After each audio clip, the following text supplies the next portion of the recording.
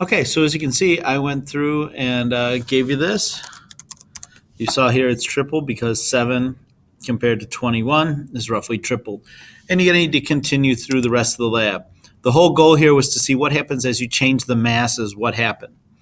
So make another one here, predict what will happen, write it in column C of the data table above.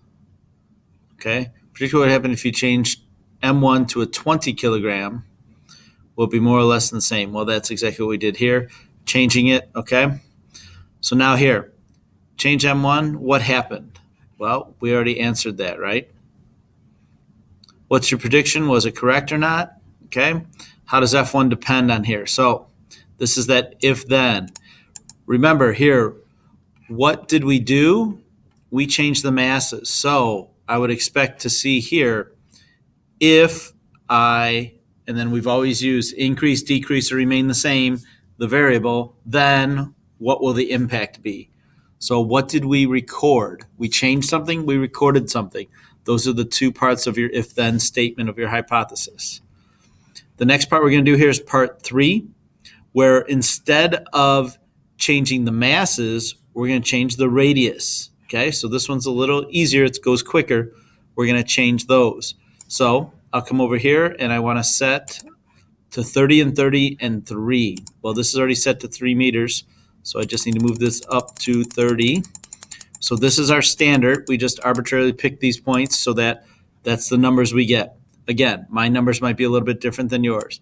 I am going to keep this close by so that I can change that easy. So here we go. So there's that and that. I'd record that value, and just like we did before, you'll record the value there. Then we're going to change the radius. So we're going to make a prediction again.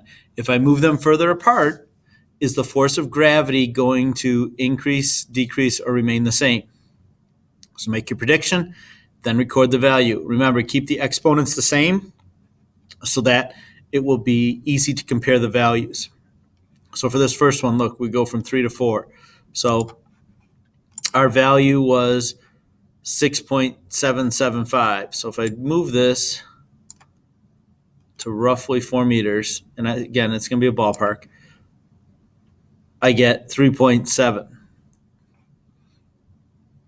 So you're going to need to figure out whether that was doubled, tripled, halved, 1/3, so that you can see the effect of changing the radius. Okay, so complete that. This walks you through all of that. So again here, what did we change?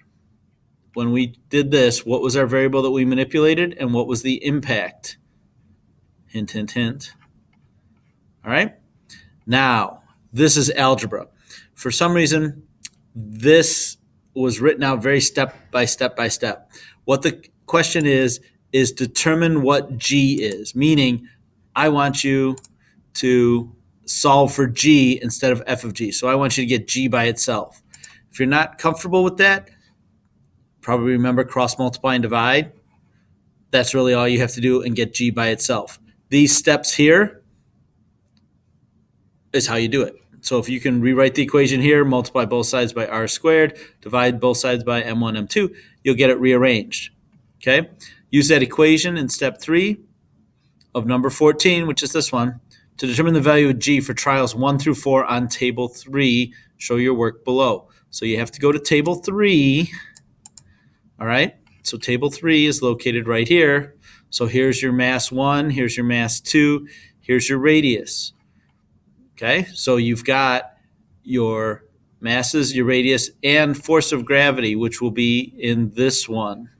So you're going to use columns A, B, D, and E to calculate it. You are going to have to be careful with your scientific notation on your calculator. You want to make sure that you have a good working scientific calculator and use parentheses for scientific notation. All right. Then you're going to average those 4 trials together, divide by 4. All right. And then I will give you the actual value. Here, I'll look it up right now.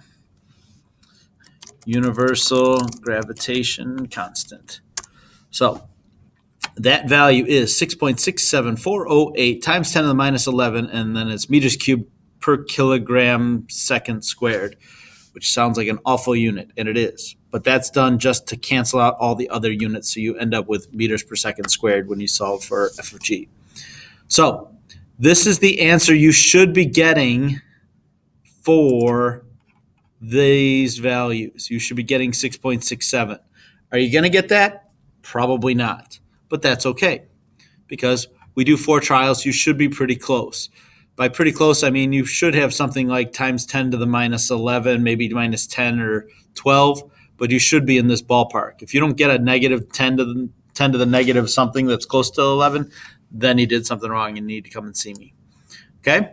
So you're going to calculate that. So that value that I gave you, 6.67 times 10 to the minus 11, you can just use the first 3. Okay? That is the actual value. So you can take that number minus what you got from your answer from 16 divided by the actual value I just gave you. Now, these are absolute value bars, so hopefully you remember that that number, whether it's positive or negative, has to be positive, and then divide by it. This gives you a percent error, which is essentially how close you came to the right answer by a percentage. Ideally, in high school, I would take probably 20% error. In college, it drops down to, depending on your major, anywhere from 0 to 10% error is considered acceptable. So kind of gives you an idea how well you did on the lab. And that completes the lab. So hopefully this walkthrough has helped you, and you'll be able to complete this without my assistance.